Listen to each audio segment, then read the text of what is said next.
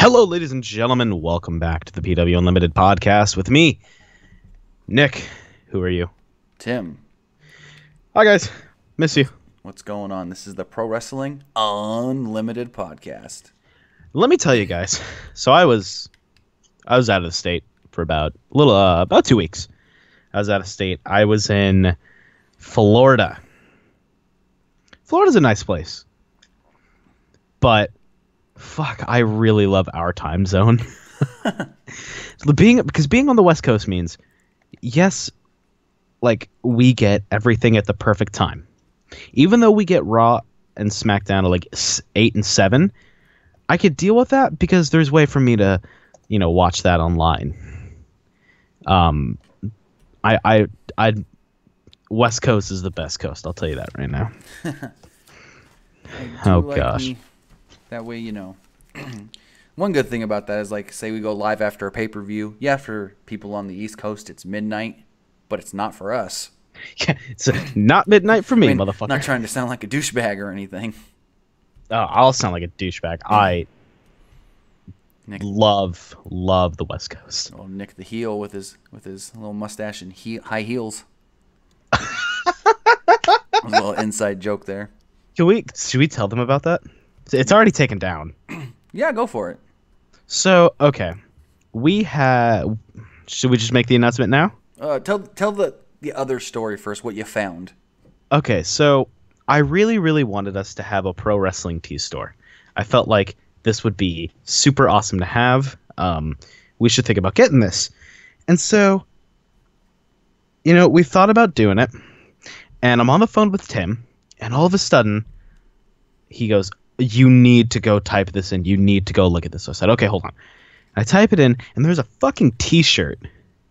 There's a goddamn t-shirt. There's a Pro Wrestling Unlimited Pro Wrestling Tee store.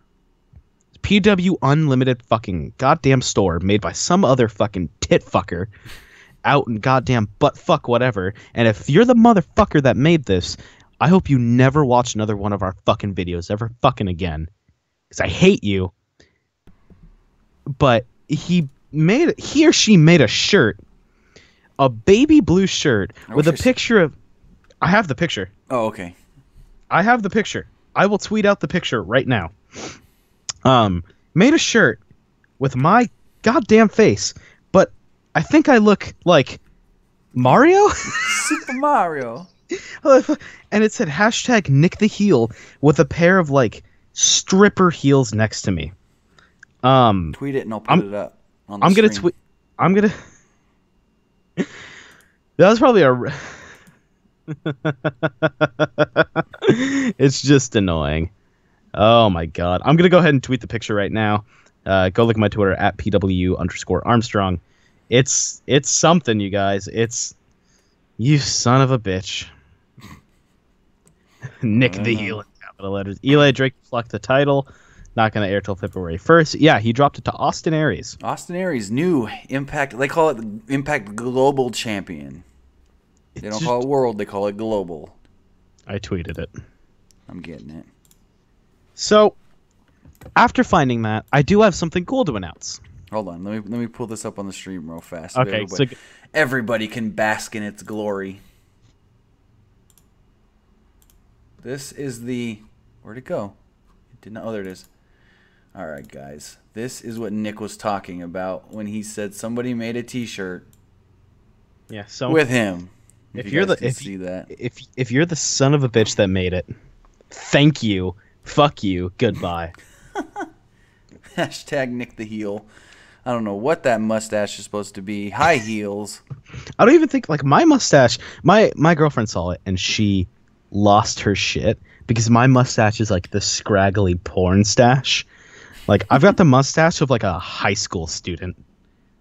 It looks like somebody from a Peanuts cartoon. It does! All right, so you wanna make the big announcement? So, yeah, we'll make the big announcement now. We now have our own Pro Wrestling Tees store. Yes, we do. So, I did announce this first in the Discord for everyone that's on the Discord, so if you're not... Get in the Discord, be there, be square, Or B Square. Also B Square. Being Square is kind of cool. I will I I did announce this in the Discord first, so if you're not there, we'll put in the link for that. But if you go over to Pro Wrestling Tees, I just saw you like squiggle that thing in. If you go to prowrestlingtees.com/pro wrestling ULTD, the same as our Facebook. Tim, do you want to put the URL in the chat? Yeah, I'm getting it right now. Awesome. So Tim will put the URL in the chat.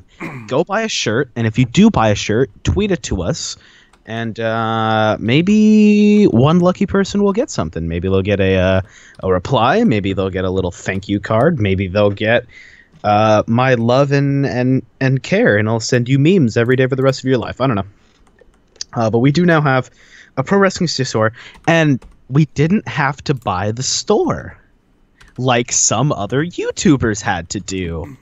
Damn. Air horn. Make the air horn noise. So yeah, we do have a pro wrestling tee store now, so that's fucking great. I really like it. It's awesome. Go buy a shirt.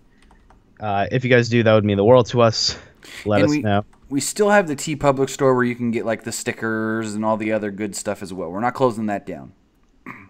We won't close that down, but we're going to upload a lot of t-shirts and a lot of exclusive t-shirts to Pro Wrestling Tees. Yes.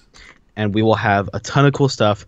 2018 is going to be the year of PWU. We are going to do so much. We're going to have so much stuff for our patrons.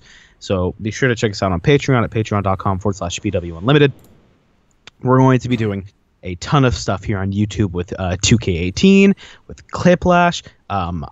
We're going to be doing so much cool stuff because, frankly,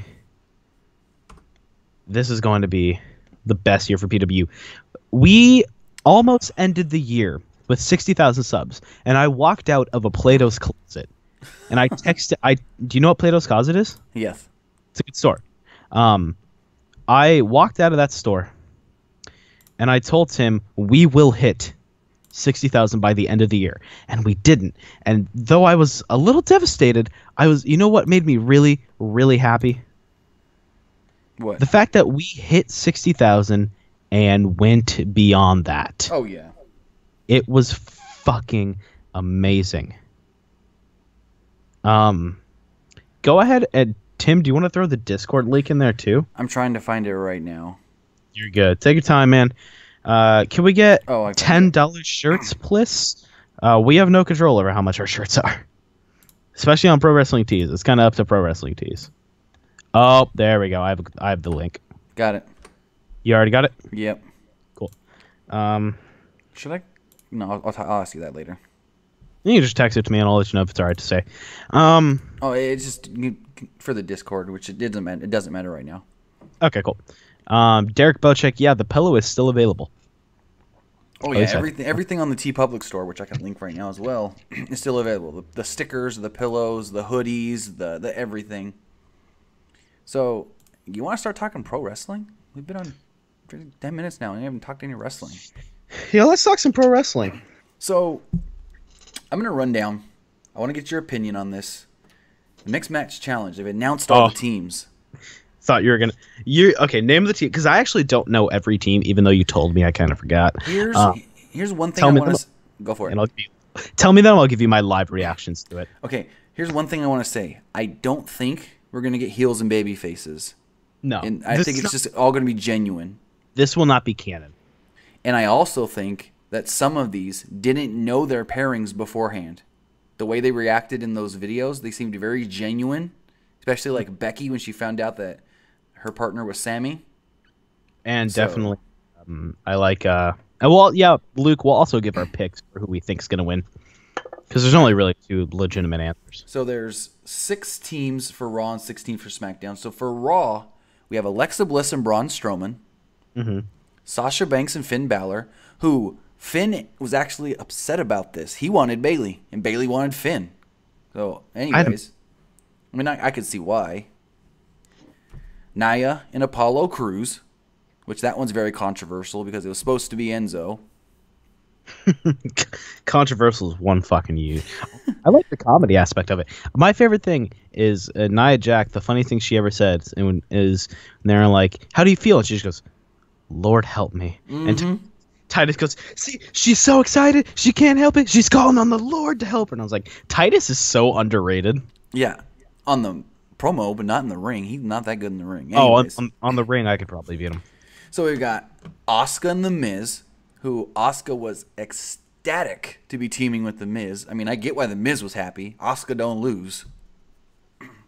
Very true. So either Asuka and Miz are winning this whole thing, or Miz is the one taking the pin, because they're not pinning Asuka. Well, I'll tell you my picks once we run down. We have Alicia Fox and Goldust, which is a weird team. But they're both weird, so it works. Fair enough. Bailey and Elias was supposed to be Samoa Joe, but Samoa Joe is out with an injury. And I think they wanted Elias anyways. Because remember when Bailey tried to get that hug a couple weeks on Raw, a couple weeks ago, and she didn't get the hug? I think she got her hug. True. Charlotte and Bobby Roode. I like that team. That's a good team. Lana and Rusev. And Lana said, "Hey, watch out. I'm going to show you some things." Fucking, I would love Lana to show me some things. Let me tell you that. Naomi and Jimmy Uso. Jimmy Uso. Natalia and Shinsuke Nakamura. The Bugz. I don't care about that one. Becky Lynch and Sami Zayn. This could that one a lot. If they're not doing the heel babyface stuff, if it's just they get to be themselves and whatever, that could be a really good fun team.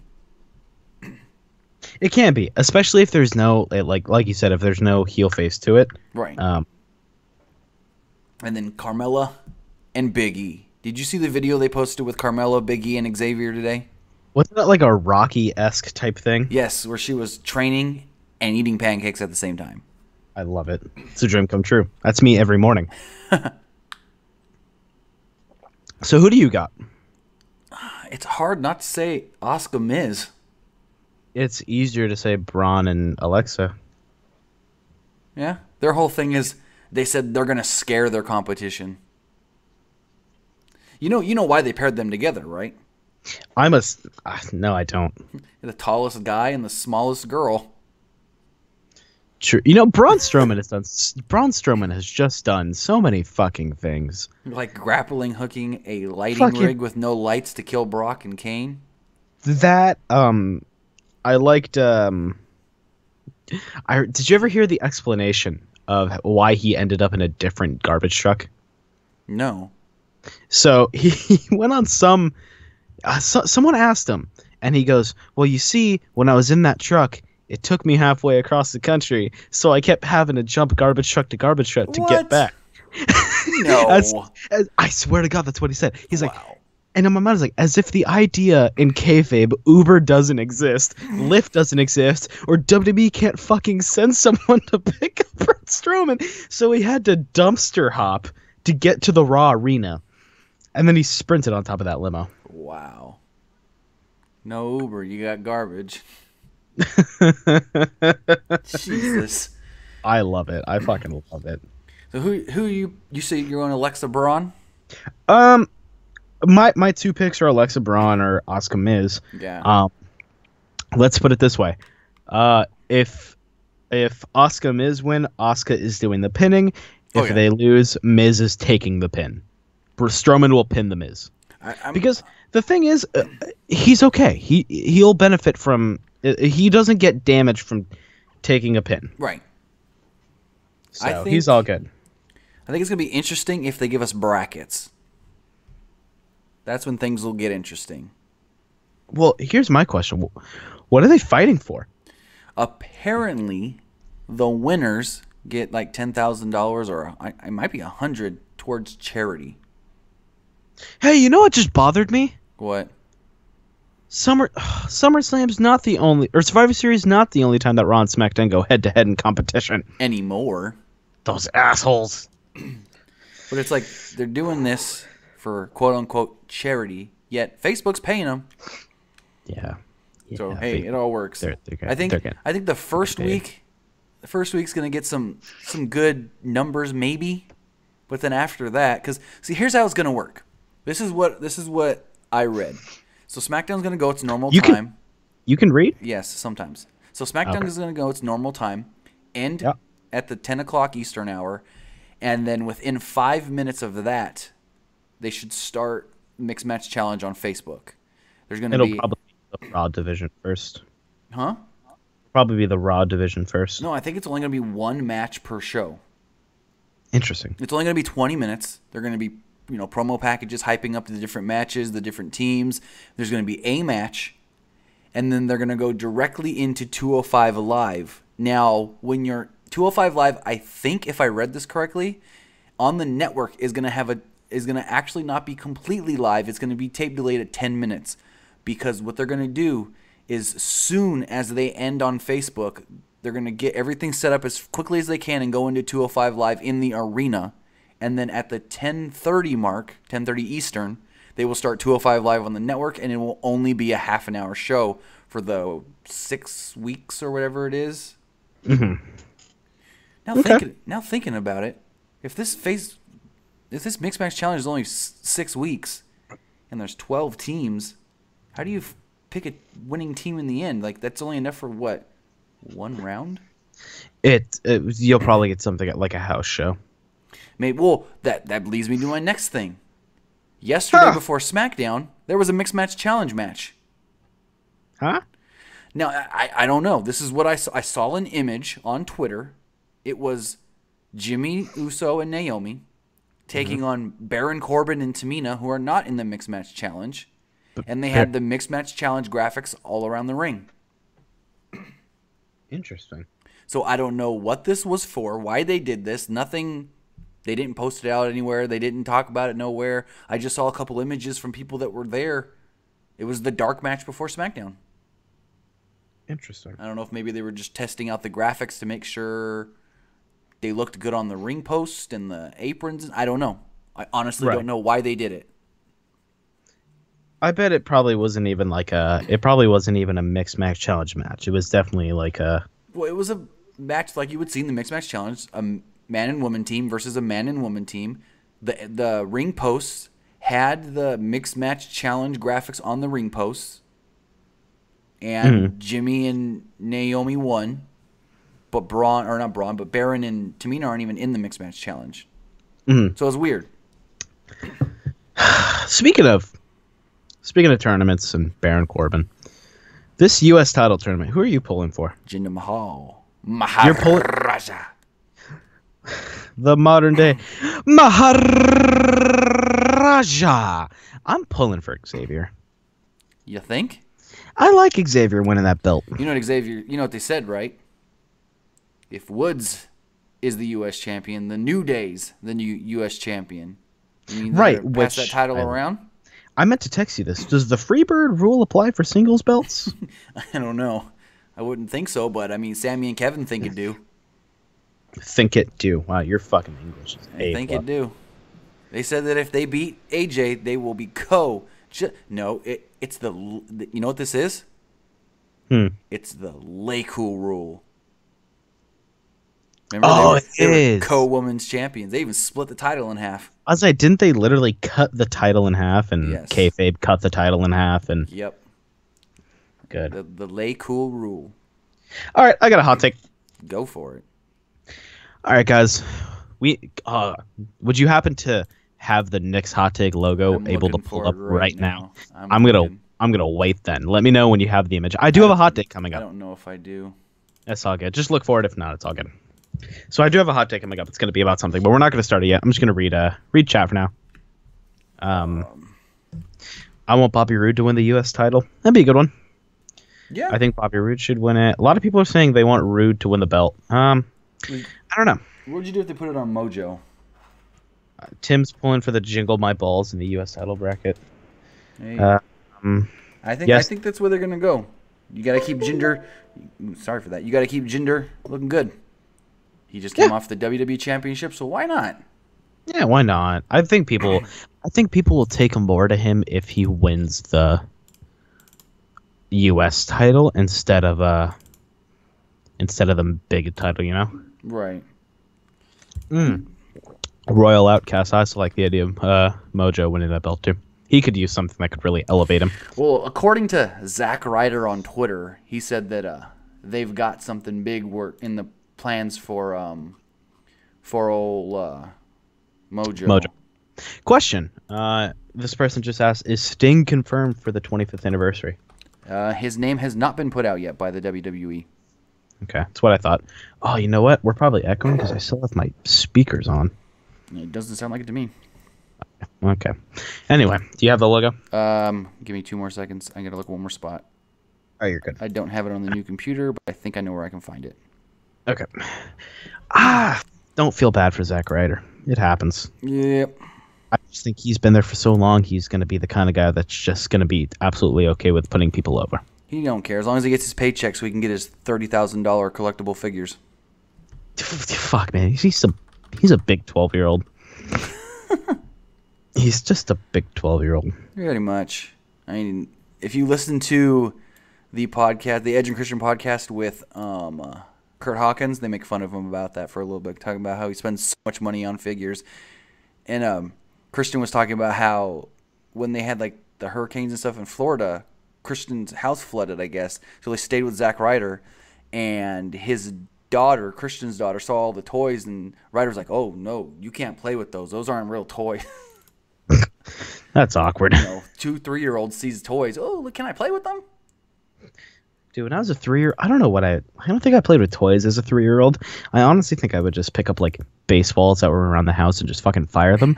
No, you know what I did? We had this old frying pan that was really, really hard. What? What? You hit people with a frying pan? No, and my brother would get socks, and we would just start playing baseball in the house. What? With a frying pan? With the frying pan and the sock. Oh, Lord. Yeah, it was cool. It was dope. Whenever you're ready. All right, so I'm going to give this hot take. Is it up? It's up. All right, so look. Lately, I've been seeing a lot of people say, "Oh, 205 Live sucks. Why don't we take them and put them on NXT? Why don't we take the 205 Live guys and we put them on the main roster? Why don't we take the 205 Live guys and do this and do that and do this and do that?" Well, I'll tell you why you don't want to take the 205 Live guys and put them in NXT or put them on SmackDown, put them on Raw. Because overcrowdedness is a problem. Because when you get the 205 Live guys, now they have a dedicated show. They have their own home. They have their own place. If you put them on NXT, NXT is only an hour-long show. You see, to begin with, that not a lot of people are getting their time on NXT. There's guys like Leo Rush who have only shown up on NXT 3 times, and all 3 times have lost. They have not made an impact. There's room in NXT for the big names. Aleister Black, Undisputed Era, people like that.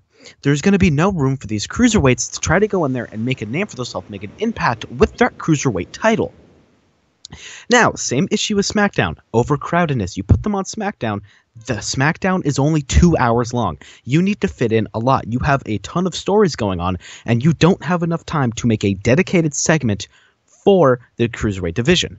And even on Raw, they only get they're lucky if they get 35 minutes in a 3-hour show. Yes, Raw is 3 hours, but the thing is, there's no room for cruiserweights. Yes, some of those useless tag matches and some of the useless Kurt Hawkins matches can be replaced with 205 Live matches, but the fact of the matter is there's not enough to replace that. The way 205 is going to keep getting better is if people watch it and if people start to understand what they're watching. They're watching some of the best that WWE has to offer right now in the Cruiserweight division. They have guys like, for God's sakes, I'm going to say this, Enzo has been a force in 205 Live that has been good.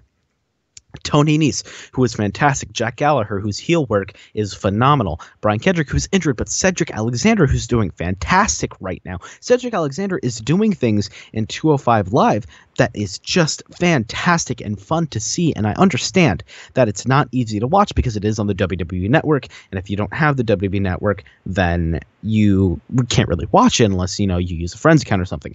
And I see this. MMA Matt in chat says, "Feel so bad for the Cruiserweights. WWE has fucked them over." They WWE didn't fuck them over. Nothing about the Cruiserweights got fucked over. It is every single fan that is sitting there saying 205 Live sucks and not watching. It's the people in the crowd that for some reason feel like they'd rather chant "this is boring" than just not chant anything at all. Because at least if you don't chant anything, wrestlers know, hey, I got to do something to get them involved. But if you're chanting "this is boring," you're already mentally taking yourself out of it. So anything else that happens at the rest of this show does not matter to you. It's a fact. Nothing about 205 Live is going to be, terrible. It can only get better from here because it had that stretch of Not a lot of people watched it, but I promise you, with those little tiny bits of moments on Raw here and there, people saying, people seeing Cedric Alexander, Enzo Amore.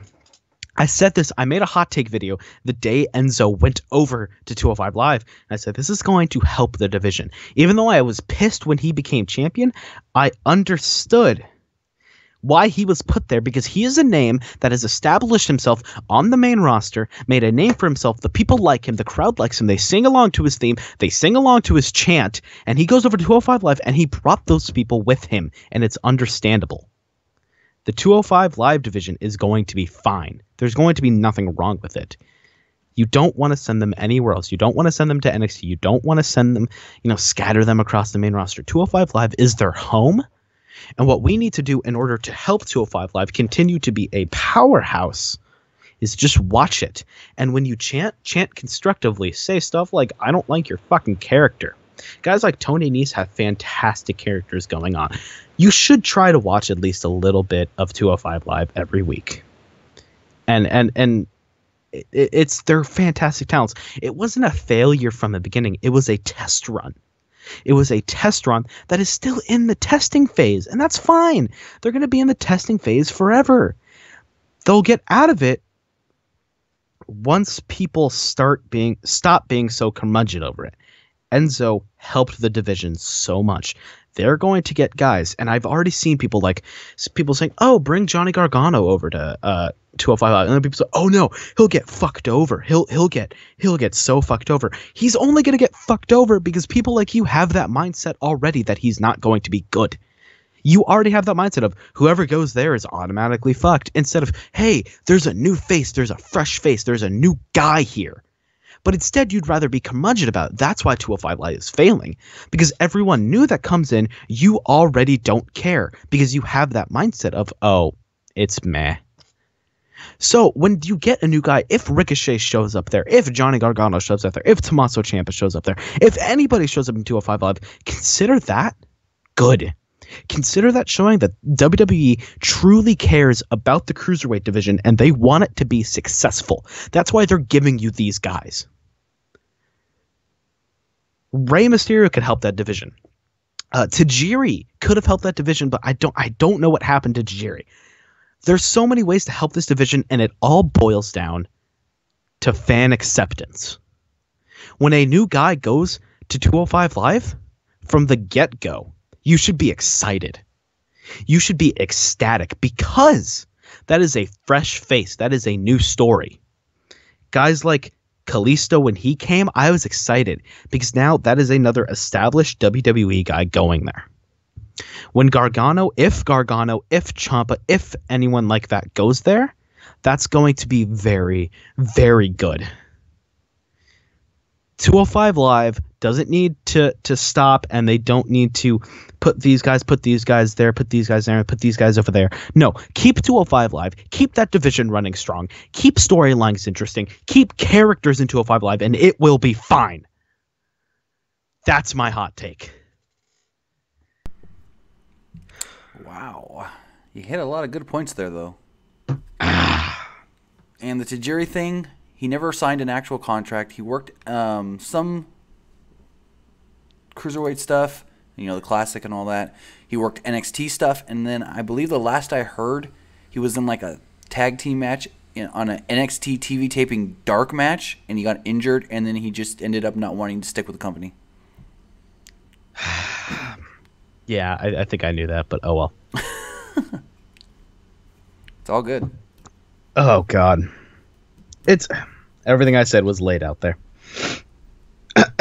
You were getting some Good feedback from the chat. They were liking what you were saying. They were agreeing with you for a change on your hot take. Oh God. Let's take a call. Yeah, let's take a call. I'm gonna mute my mic real quick so I can cough. Go for it.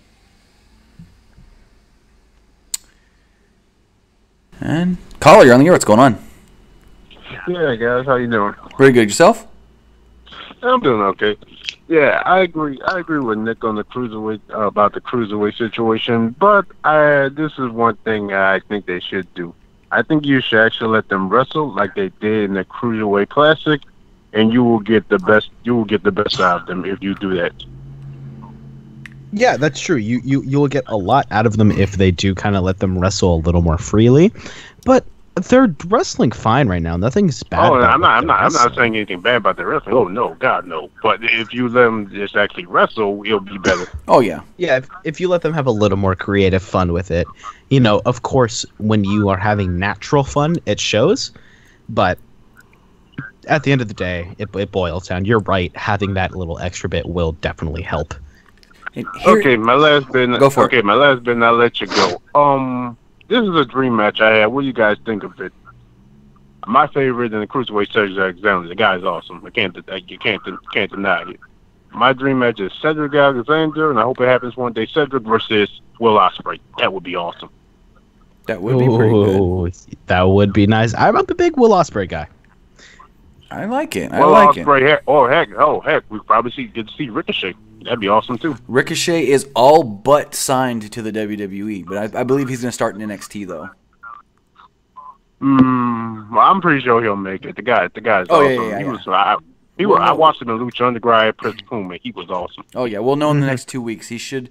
I'm hearing we may get a tease during Takeover. Not 100% sure. Him and War Machine should be all but pen to paper. Nice. I see. Well, thanks for taking my call, guys. Not a problem. Have a good one, brother. Long live.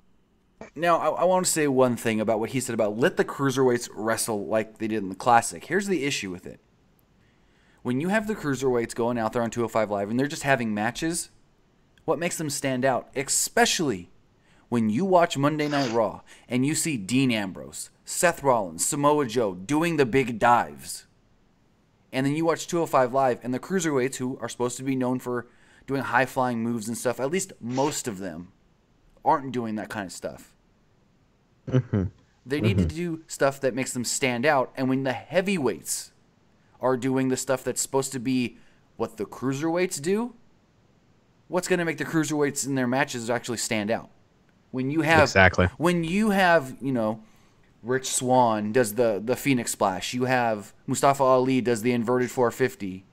But then you watch a match on Raw or WrestleMania, Seth Rollins did the Phoenix Splash in his match against Triple H.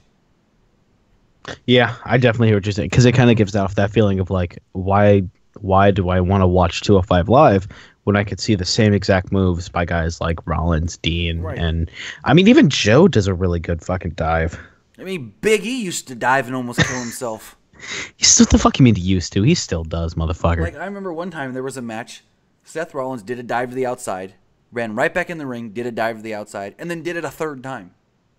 That's true. Like, that's very true. And like you might see a cruiserweight if his finisher is a dive. Like I said, Rich Swann, Mustafa Ali. Other than that, Kalisto, maybe sometimes will hit an impact, a high impact move, like a high flying kite move. Other than that, none of them do it.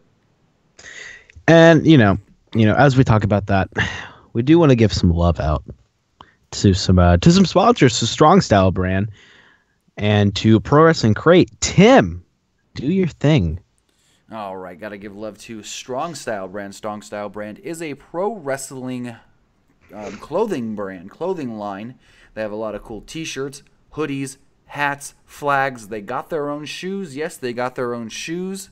So if you go over to Strong Style Brand's website, link in the description below, use promo code PWUnlimited at checkout, you will get 10% off of your purchase. Also, Pro Wrestling Crate. No, not Pro Wrestling Crate. Wrestle Crate. My bad.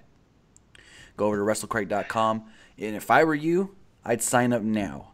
The next 3 months, WrestleCrate is going to have some exclusive mini wrestling buddies of Matt Jackson, Nick Jackson, and Kenny Omega they say this is going to be the only place where you can get these mini wrestling buddies. Go over to WrestleCrate.com. Use promo code PWUnlimited at checkout. You'll get 10% off your purchase there. If you want to get... Now, here's the caveat. Now, you know WrestleCrate. They'll send you T-shirts. They'll send you figures. They'll send you... I mean, hell, last month we got an autographed copy of Mick Foley's Christmas book. Anyways, if you do want to get the wrestling buddies, you have to get the $29.99 Elite box. They will not be coming in the light box. Well, that's the only caveat on getting the wrestling buddies. But if you use promo code PWUnlimited at checkout, you will get 10% off. There you guys go. Yeah, no, definitely check out Strong Style Brand and WrestleCrate. I really like Strong Style Brand's shirts. They're really nice. They're really great. But you know who also makes really cool shirts? Who? ProWrestlingTees.com/ProWrestlingULTD. Oh, yeah. They make some pretty gnarly fucking shirts. Yes, they do. We have one shirt up on the store right now. I will be putting a second shirt up probably by the end of the week, and then we'll go from there. Once we do sell enough shirts, we'll label. That's a new word. We will be able to post more. Yes. So now I want to talk Samoa Joe. Unfortunately, Samoa Joe is injured again. Which sucks. So here's what happened. He did the match with Rhino did nothing wrong. Like, don't say, oh, Rhino injured Joe. No. Here's what happened. So they had the match on Monday, Rhino versus Joe, and then Joe apparently felt something pop in his right foot. That's fucking scary. So they said it's a plantar fascia rupture. I think I said that right. Plantar fasciitis? I don't know. Anyways, I did some Googling. Doctor term I did some Googling. If it is not serious, if it is just a minor rupture, minimum 2 weeks out. Which I don't think Joe's going to be in the Rumble anymore. But probably the best thing. But if it is a good bit rupture, like a 2 months. Now someone did put in the comments on the video I posted about this that there was, I can't remember if they said it was a baseball player or a football player, ended up missing like a year or a full season because of the same thing. So hopefully Joe gets better soon. Yeah, no, I think Joe will be all right. I just hope it's not the 2 month because that's going to be cutting it close to get a program going for Mania. And he missed out on Mania last year. So which sucked. We'll have to see what happens. For those of you that do want to call into the show, the phone number is 559-475-8473. That's 559-475-8473. Go ahead and call the shows with any questions that you guys have. On that note, let's take a call. Caller, you're on the air. What's going on? Take a call. Hey, Tim. Hey, Nick. How's it going? Hey, what's going on, brother? I just have two quick questions. The first one is, who do you guys like more, the Riott Squad or Absolution? It's a tough one because I've always been a Page fan. But if you look at them as groups, I like the Riott Squad a little better as a full 3-person group. But I'm leaning more towards Paige because I've liked Paige even when she was in NXT. I like Absolution. I go with Absolution. Go ahead, yeah, I like Absolution better. And my second question is, there are a lot of guys who I thought should have just came to the main roster like right away, like Bobby Roode, Shinsuke Nakamura, Samoa Joe, and ones like, if Ricochet comes, I think he should join the Cruiserweights right away. But like, how come AJ Styles got like that first main roster push and skipped NXT? Well, I'll tell you why. And I actually went to my old job today when I worked at a GameStop. I went down there today. I talked to my old assistant manager, who's a huge wrestling fan, and he actually, we were talking about that. Why didn't AJ go through NXT? They even had Bobby Roode do it. They had Shinsuke do it. They had Samoa Joe do it. The reason AJ didn't go through is because AJ knows what you're supposed to be doing, because AJ made a name for himself all over the world. Yes, Rude, Joe, Nakamura were big names, but they were not big names all over the world. When they saw the word phenomenal, you instantly think, that's AJ Styles. That is AJ Styles. That is AJ Styles. So when he debuted at the Rumble, it wasn't... Excuse me, I was drinking a lot of water. I got a burp. When he came up to the main roster, it's not like he was so like... He was like, oh, he was so-so. He's a grizzled veteran. He was ready. Guys like Ricochet, he is perfect for NXT for a year or 2 years, like Finn Balor. He's the perfect NXT guy, putting on great matches. And, you know, there's stuff like that where that's just sometimes how they see it. You know, guys like Shinsuke went down to NXT to get used to the, you know, the quote-unquote WWE style. Guys like Rude went down there because not a lot of people know who Bobby Roode is. You know, he was in Beer Money. He was in Beer Money, but if you didn't watch TNA, you probably didn't know. So, you know, AJ Styles immediately came up to the main roster because he was just that good. He was over in the WWE before he got to the WWE. So that's just the reason. Now, can I say one thing on that though? No, I already covered it. Thanks, though. Did you hear AJ on the Edge Christian podcast? No, I didn't. So AJ. No, I didn't either. AJ said that he was hidden. So he came to the Rumble. He was hidden all day. He was brought to Gorilla right before he was supposed to go out. No one knew he was there. And apparently, someone said that they overheard right before he walked up, Vince McMahon go, "Do people even know who this kid is?" And when he walked out and got the pop, apparently Vince goes, "Oh, I guess he's worth it." At least Vince realized it. Thanks for your call, little guy. Yep. So, I mean, Vince was skeptical on if people even knew who AJ was before he came out on the Rumble. And when he got that reaction at the Rumble, Vince was more just like, okay, maybe he can come straight to the main roster. Yeah, which I mean, AJ's even said it before. He goes, hey, maybe I should have went and started in NXT. Maybe I would have had some fun down there. Maybe I would have learned some new things. But, hey, it all worked out for him in the end. He's a 2-time WWE champion. There you go. How you doing? I mean, who's the last guy that won the WWE title within his first year in the company? Brock in 2002? Carlito? WWE Championship. Oh. I'm not talking about Carlito coming on SmackDown first night beating Cena for the U.S. title. Happens. God. Anyways. Guys that won the belt in their first year. I mean, Brock did. He won the King of the Ring, got the match at SummerSlam against The Rock, beat The Rock for the title. Ooh, I have a trivia question for you guys in the chat. Uh-oh. Who was Roman Reigns tag team champions with in the FCW? Tim, do you know? CW. No Google. I don't know. No Google. I don't know if I know. Chat, don't use Google. I'm going to text it to you. Chat, don't use Google. Oh, I think I might know now. Thinking about it. It's a weird answer. It's a weird answer. I don't like it. Not Gail Kim. Not Sheamus, not Del Rio. Nope. Not Alberto. Not Sheamus. Should I just say it? Or should I keep this going? I'll say it until someone gets it right. I think I know who it was, but I'm not 100% sure. You want me to give my? You want me to give my? Check my text. That's who I thought it was. Okay, so don't say it yet. Yeah, all right. So, Suprit got it. It was Tyler Breeze. Tyler Breeze. It was Tyler Breeze. Oh, Sheamus versus John Cena tables match. Was that his first year? Yep. Because I know he was in ECW for a little bit first. That was his first year in WWE television. On the main roster, yeah. Good job, fuckers.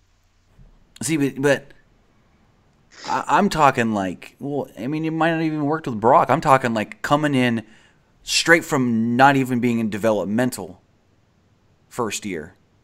Like first year signed to a WWE contract of any kind. AJ did it within his first year. Tim, do you have... What? Go ahead. I'm saying, who else could do that, though? Like, could you name somebody else that's made a name for themselves outside of WWE that could come to WWE and be like, I could be the champion right now? Like and you'd believe it. Okada. Who? Naito. Oh, yeah. Okada. Yeah. Naito. Omega.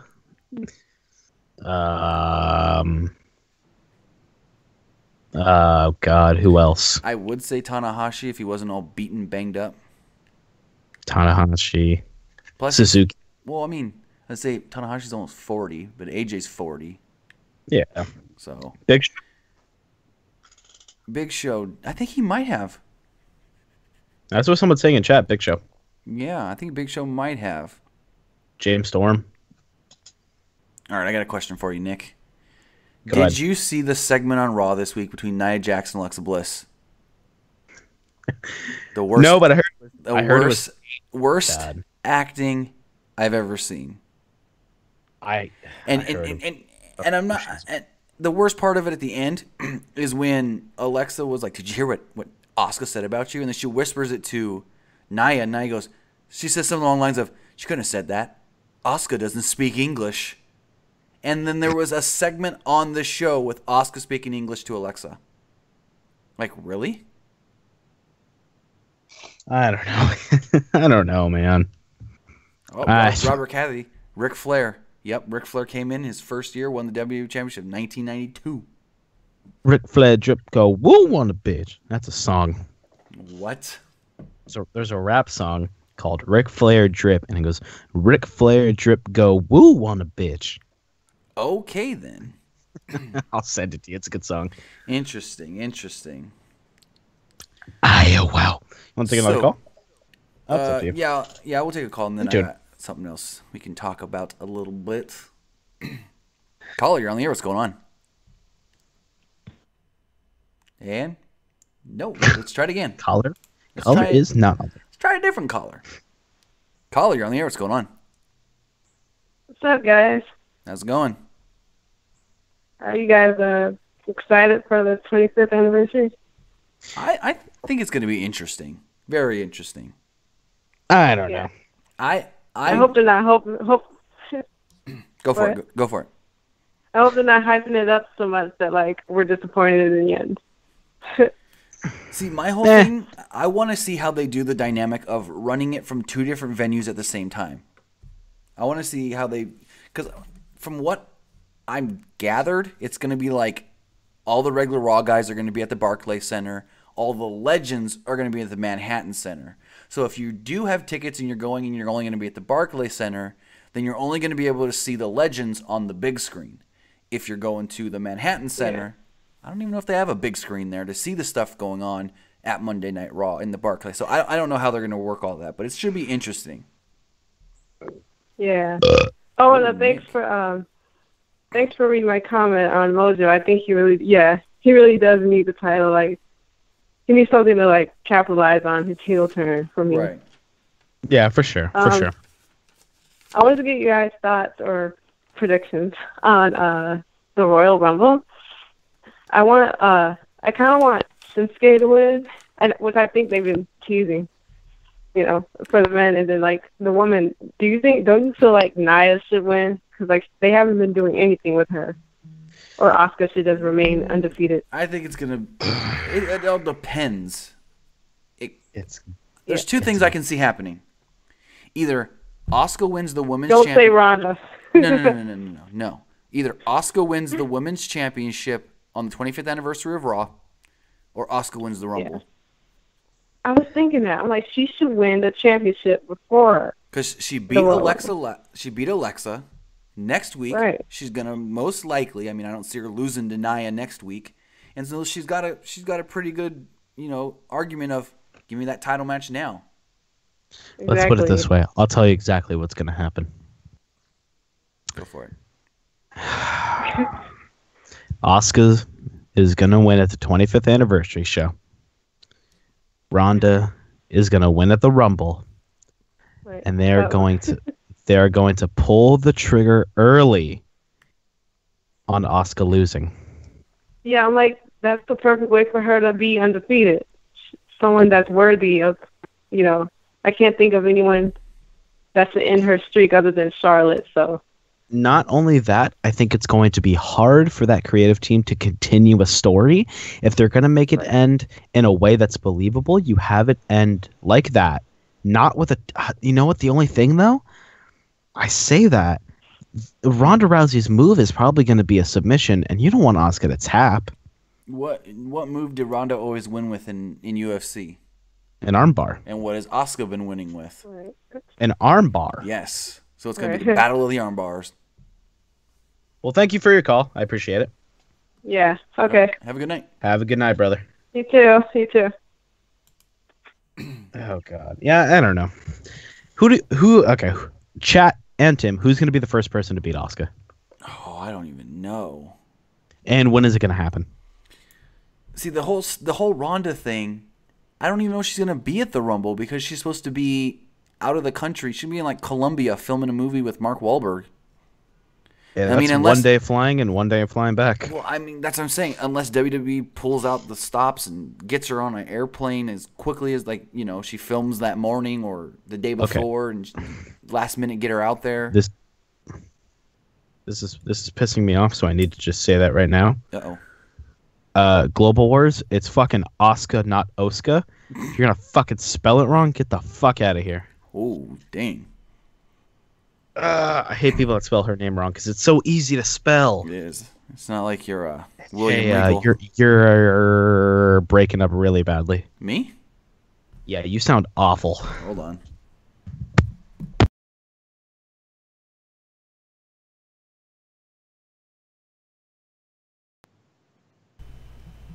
Nick?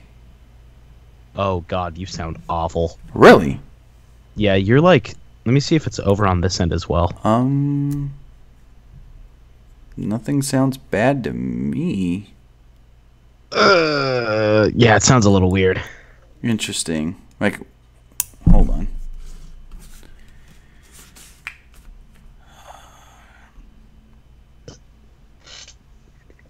Anyway, it just sounds grainy. It could just be my end, and I'll deal with it until the end of the show. We only got a little bit left anyway. Yeah, let me turn my gain down a little. Maybe that'll help. Oh God! All right. So Austin Aries, ever since leaving the WWE, he's become the main guy in what 2-3 different promotions now. Yeah, Defiant. He won the Impact Global Championship tonight. Spoiler alert! Sorry, I didn't say it before. Spoiler alert! Yeah, spoiler alert, guys. This happens. So, I mean, they do have 5 more days of taping, so he can always lose it, you know. But they're not supposed to air for quite a while. So, I mean, you can say that's the thing that gets me is you have guys in like Impact that say, "Oh, well, I was the champ for X amount of days on TV," but really you held the title for like 2 days sometimes. You know what I mean? Right. So what one counts as your title reign? The amount of time between episodes of TV or the amount of time from when it was filmed? That's what I've always wondered. TV. TV? That's what I thought. Also, their Grand Championship, they've changed that as well. So do you know before they did the round, kind of like an MMA kind of thing? Yeah. Well, they used to do the rounds, and then at the end, they were the judges or whatever. Well, apparently, at the tapings tonight, it was just a straight-up championship match, singles match. Interesting. Done away with the rounds.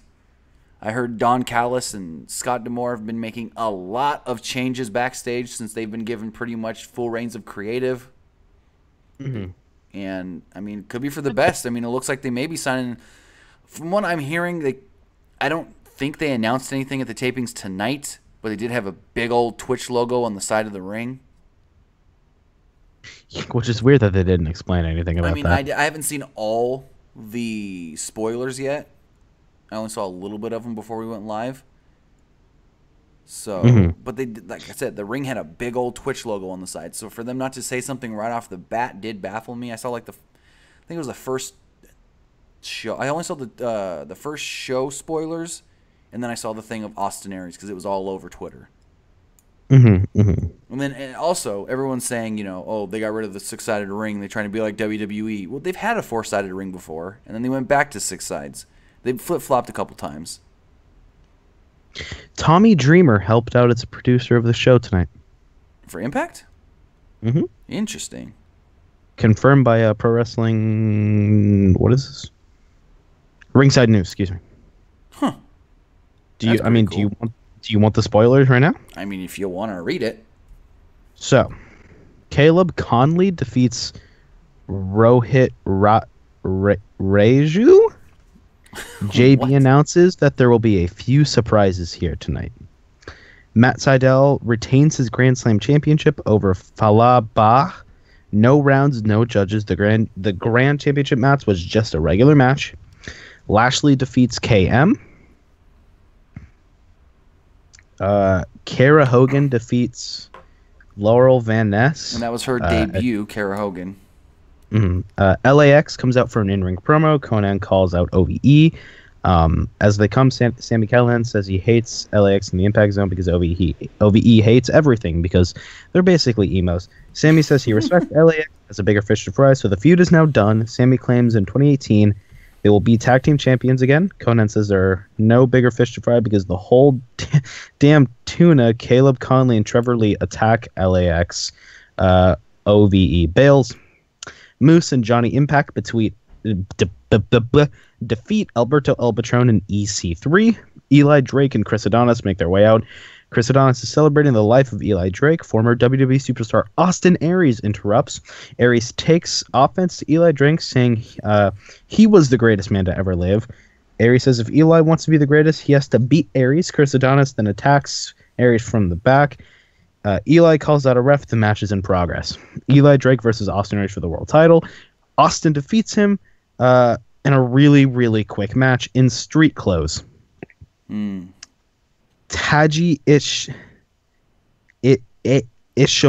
and Matt Sydal defeat Raiju and El Hilo del Fantasma. These fucking names are retarded. Cult of Lee defeats TECH. LAX on screen. Conan lets Cult of Lee know they are coming for them. There's nothing they can do. Kara Hogan versus Laurel Van Ness. Again, non-title. Laurel gets the win and attacks Hogan after the match. There's so many things on here. We're almost done.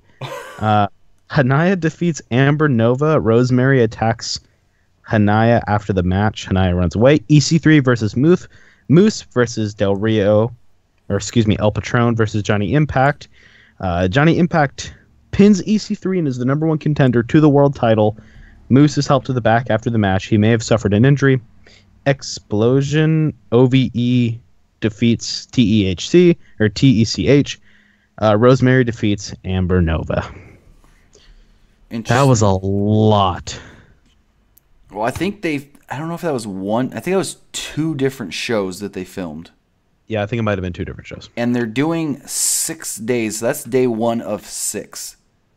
And half of those names, not half, but like Cult of Lee, TECH, TECH, I haven't even heard of them. Who the fuck are half these fucking names? I mean, I know I've heard of some of them, like Taiji Ishimori, El Hilo del Fantasma. I've heard of them and stuff. I haven't seen too much of them. I know they're working a lot with Lucha Underground, AAA, and Pro Wrestling Noah. That's good. So they're trying to become more global. Actually, you can thank Jeff Jarrett for that because, like, the AAA, the Noah, Jarrett did set up all those partnerships for that company. So that's one good thing that he did do. Let's take our final call of the night.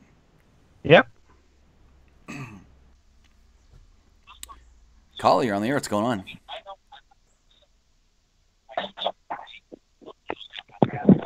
Collie, you're on the air. What's going on? Oh, okay. I didn't even know. Okay. I just wanted to tell you that I want to ask Nick a question. When you were talking about AJ Styles not living up to what he used to be in other promotions, now do you think that because he's in the WWE and the guys aren't as athletic and he's wrestling like bigger guys than he had to wrestle in TNA, and especially when he wrestled in Japan, do you think that just because he's wrestling to the level of competition that he's not as good as he used to be? No, not at all. I think the people he's wrestling now are actually absolute fucking fantastic fucking wrestlers. I mean, but if you compare it to what they have in Japan as far as athleticism, good Lord, I'm sleepy today, guys. Excuse me. But just because I just think that, the guys in Japan, because when he was in Japan, I thought he looked better than he did when he was with TNA. And he got to wrestle guys that was, I hate this word since you used it on me, but he was wrestling seasoned veterans like Kurt Angle and Sting and stuff like that. And, these guys know how to wrestle and they know how to make somebody look good. And it just seems like what Vince, the top guys that Vince usually puts in the top are usually big muscle guys that aren't as athletic, and they like to use power moves as opposed to actually, wrestling. Well, let me ask you a question then. You say Vince puts these power guys, AJ has been going against all these guys. Mostly, because years ago, he was all power guys, before you was born. Then, towards the Attitude Era, he let the smaller guys shine, like Shawn Michaels, Bret Hart. He let those guys shine. And then it gradually went towards, the era of the big men again. Like, he started giving The Undertaker the much-needed push he should have got years ago. Brock Lesnar came into the picture. And, I mean, he just kept pushing. It just seemed like he went back to pushing the big guys again as opposed to the smaller guys, like I said, with Shawn Michaels and Well, here's the thing. AJ Styles isn't wrestling big guys like Roman, Braun, Kane. He's wrestling guys like Kevin, like Sammy, like people from the New Day, people like that. He's wrestling guys about his size, and he's putting on phenomenal matches. He put on what is considered Brock Lesnar's greatest match. I don't know about greatest. That's true. One of his greatest matches. I ain't gonna say. But it was a good match. It really was. Oh yeah. And but let's think, with Xavier Woods, but when he was Consequences Creed, he was, to me, I don't know if you guys feel the same way, but when he was Consequences Creed, he was a much, much better wrestler, despite the fact that he was a little step above being a jobber in TNA. But he was a much better wrestler than he was when he was, than what he is now. Now, the thing with that, though, is that WWE's got his condition that he's just the third guy in the New Day, the guy that sometimes gets in and wrestles with Big E or sometimes wrestles with Kofi. So we don't get to see how good Xavier Woods really can be half the time. But when he first came to the WWE, they gave him sort of a push, but it just didn't work out. I don't know. It was a slight push. It wasn't like any. Yeah. He was in the comedy segments from the start. Yeah, that's true. And that's the thing. I mean, when he was with what's the guy that acts like Randy Savage? I can't even think of his name. It was Jay Lethal. When he was with Jay Lethal, yes. If they could have gotten Jay Lethal to come to the WWE, him and Jay Lethal as a tag team there, yes, it would just be them and the Usos. It would have just been them and the Usos because there would have been no need for anybody else. Well, I just wanted to just ask you about that, and I do wanted to mention that, Tim, I don't know what happened. I was looking for my executive producer credits for the Bullet Club video, and I ain't see it. So I guess I just wait for it in part 2, right? Part 2 coming tomorrow. So I guess I'll be looking for my executive producer credits then. You got it. All right. You guys take care. You guys have a great night, and I hate to say this for the 4th time. I totally agree with Nick. All right. You guys take care. Have a good one, Robert. All right, bye. See you later. Well, I think that's a good place to call it a night. Yeah, call it a night for this episode of the Pro Wrestling Unlimited podcast. Are we doing what I suggested we do this Sunday? We could, if y'all want. Join us this Sunday for some WWE 2K18 and Jackbox. Yeah. We'll play some 2K18, maybe play with some of you guys online, and then we'll play some Quiplash. Yeah, sounds good to me. Yes, buddy. Oh, buddy. Oh, brother. With that, you guys, follow me on Twitter at PW_Armstrong. Follow Tim at TimmyBuddy. Our pro wrestling Twitter is at PWUnlimited. Facebook, Facebook.com/pro wrestling ULTD. Pro Wrestling Tees at prowrestlingtees.com/pro wrestling ULTD. With that, have a good night, you guys, and we will see you guys Sunday. Have a good night, guys. Woo. Love you.